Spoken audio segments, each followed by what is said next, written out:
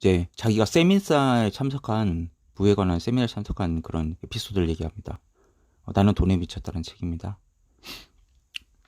나는 누가 부를 끌어들인 자석입니까? 하면 내가 부를 끌어들인 자석입니다. 이렇게 얘기를 하는 세미나였고, 무슨 이제 뭐 예를 들어서 비용이 굉장히 비쌌다 이런 얘기를 하고 있어요. 처음에 이렇게 외치는 모습을 아는 사람에게 들켜 망신살 뻗치고 싶지 않았다. 다시 말해 나를 이런 데 올 사람이 아니라고 믿었다. 나는 너무 잘났으니까. 이런 자리에 어울리는 사람이 아니니까. 자기도 관광객이면서 관광객이 이렇게 많지만 않다면 훨씬 더 좋은 장소일 것이라면 떠드는 사람인 셈이다. 기본적으로 나는 자기 변혁에 집착했다. 사고방식이 힘이라는 개념에 매료되었다.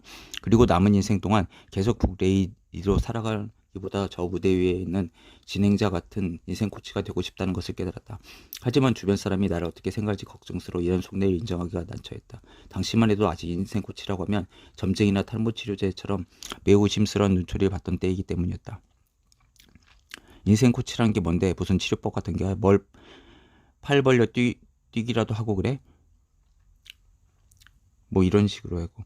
그리고 뭐 당시에 나는 코치를 받는데 이미 수천 달러를 투자한 상태였다. 나에게는 힘들고 겁나는 금전적 부담이었다.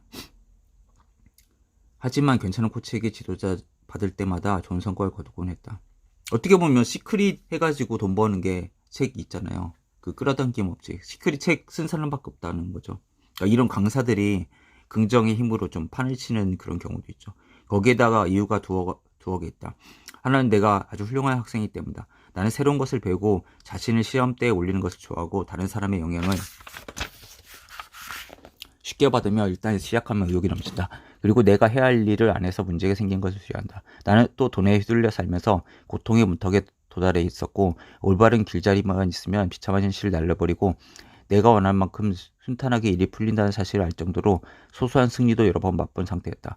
하지만 85,000달러라니 정말 만만치 않은 액수다. 나 같은 사람이 그만한 돈을 넣는다고 생각하기조차 힘들고 마치 집에 가는 길에 토성이 들려서 우유 사온 일만큼이나 말도 안 됐다. 게다가 집도 살 수 있는 액수다. 내 연수입보다 많다. 친구들이 금액을 듣는다면 비웃음을 멈추고 진지하게 날 말리려 할 것이다. 하지만 지난 사흘 동안 주파수를 높이고 주먹을 번쩍 지켜들면서 지금 내 현실이 그거는 한계를 훨씬 뛰어넘도록 인식을 확장한 점이었다. 그래서 나는 코치가 망상에 빠진 괴짜로 생각하지 않는다. 그저 어떻게 하면 85,000달러를 구할 수 있을까만 생각했다. 거의 1억이잖아요. 하나로 말하면. 그리고 절대 안 되라는 생각을 반드시 방법이 있을 거야로 바꾸는 순간 갑자기 평생 내가 돈을 버는데 방해온 가장 큰 잔물 무엇인가 깨달았다. 마음속에 깊이 뿌리를 내리고 다가오는 돈을 물리치는 잠재의식 속의 믿음이 무엇인지 알아냈는데 도움이 되는 방법은 매우 많다. 나는 그중 가장 강력한 방법부터 이용할 것이다. 그것은 바로 불구덩이 속에 뛰어들기다. 자기가 가장 두려워하는 대상을 정면으로 직지하자. 꿈을 향해 크고 담담한 행동을 취하고 두려움 때문에 중간에 멈추지 말자. 내 경우에 거대한 변화를 얻고자 돈을 내고 마음을 다해 노력하여 얻는 결과물이 얼마나 크고 가시적인지 깨달은 덕분에 새로운 현실로 진입할 수 있었다. 난생 처음 돈과 성공의 가능성이 정말 현실적으로 느껴졌고 이에 화들짝 놀란 어린 왕자는 도망가 버렸다. 어린 왕자는 어떻게 보면 어린아이처럼 장난하고 그 돈에 대해 성숙하지 못한 태도 이런 거죠. 나쁜 의미죠. 흥분과 공포가 동시에 덮쳐오는 느낌.